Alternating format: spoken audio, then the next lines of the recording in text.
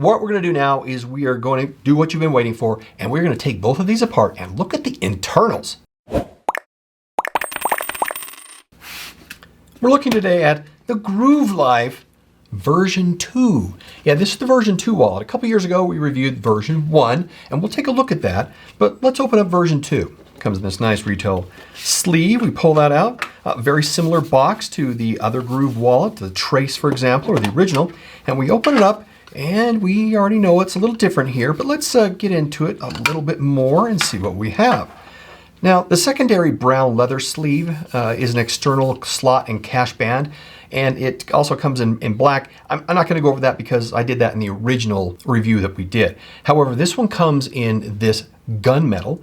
It also comes in midnight black, and there is a carbon fiber front option for this as well. When we reviewed the original Groove wallet a couple years back, we had some concerns, which version 2 addresses, and more. There's a couple things in here, so hang on. So the big feature in this is this internal card slot. You have the ejection, and we have a piece of little propaganda and some help right there.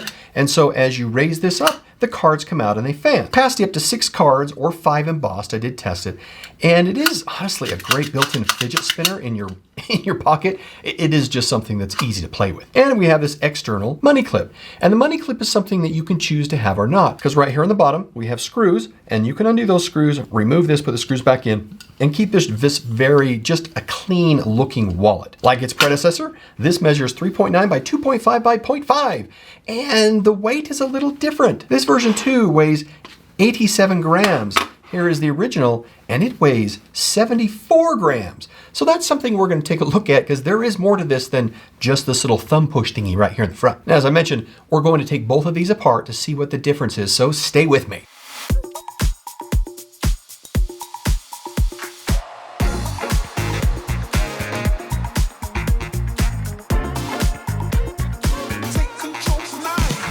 Company recommends up to 6 cards, flat cards, which I put in this, but like I mentioned, I did test this with up to 5 embossed cards. Works just fine. From a quality perspective, this is designed in the United States and it's made in China. It's made from an aerospace grade aluminum all the way around this. It does have some plastic components in here, which we'll look at.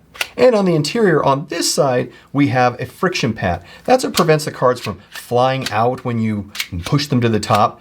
And then we have this secure mechanism right here, so you can see that it pushes past the cards and keeps it open so cards can go out. As soon as you push the cards back in, that clicks into place and it keeps the cards from coming out. I mean, this is really necessary for most cards, and I'm glad they put it in here, and look, it works so smoothly with this operation. Now, we'll show this, but it is a one pivot operation from the bottom. Here, this comes and it pivots up and ejects the cards.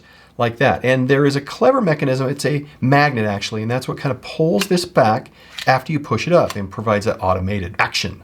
Now, besides the interior, all of this is made from metal, which provides their 94-year no BS guarantee. And I know that they back their products, so they do that very well, and they make great products. I really do like what they produce. As of this recording, this is $75, and the carbon fiber version is $99. Now let's talk usability.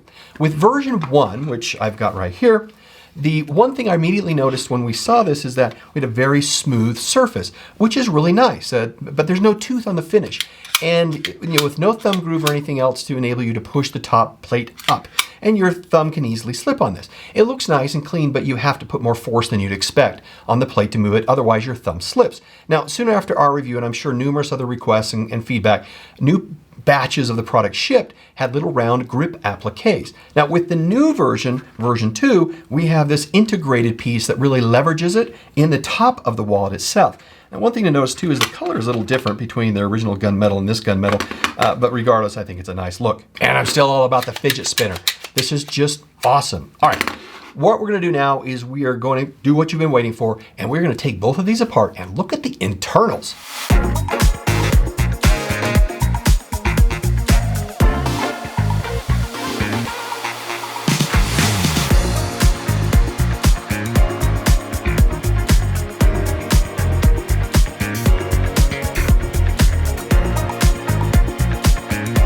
Okay, fascinating in what we see here.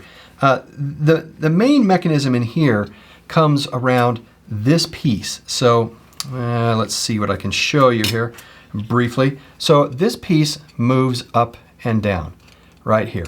And this is what provides that this stays in place, and this is what moves up. This little knob right here is what sticks into this space right here. And this is what has this go up and back. And it has a magnet on this. That's what pulls it back, and it's right down here. I mean, to prove that, you can see that we have a magnetic connection there. They have these spacers in here as well. You can see these white pieces. And then we have the connector up here that holds cards in, and then we have the buffer. And this is what keeps cards from piling out. And so it's pretty simple. As the front plate moves up, the point is that as this moves up, it pulls that up, that arm, and that's what opens it up. All right, now let's get to the other one here. We can see we have the magnet right here. And it's just an open magnet for the arm, which is right here. And this pops out. And the point of it is that the magnet stays on this side right here. Woo! All right, maybe it doesn't. And this then works with the whole frame as it goes up. So again, as it goes up, it pulls the frame, because this is actually put right in here, and it's kept right there.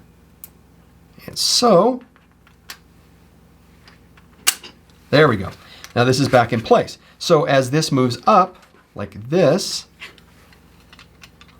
as this moves up like this, see the magnet? It pulled it, but that's what actually keeps that there. And so the benefit is, well, see, this is why you gotta be careful when you take stuff apart. There we go. It's a lot cleaner on the plate side, and there's fewer pieces on the money clip side, where we have both the protector, we have the guide, and everything else. I think this is an improved design for sure.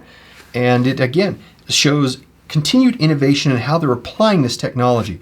We can actually see the magnet right here. So it's kind of similar. Whew, I hope you really appreciated that. That was quite a bit of effort. I hope you got that. But personally, I've been a big fan of the Groove Wallet since it first came out. It's solid, has a smooth, reliable action, and the design was very important to them, you could tell. So what did you think? So now on to the final score. All right, be grateful. I had to put it back together for you. For quality, a 5. Price, a 3. Features, a 3. Does what it should. Does it well. Usability, a 4. Definitely putting this right back in here helps tremendously with that. And perception, a 4. Like I said, they make great products. Gives them a great score, 4 out of 5. If you like this video, then watch this one next, and we'll see you in the next review. Goodbye.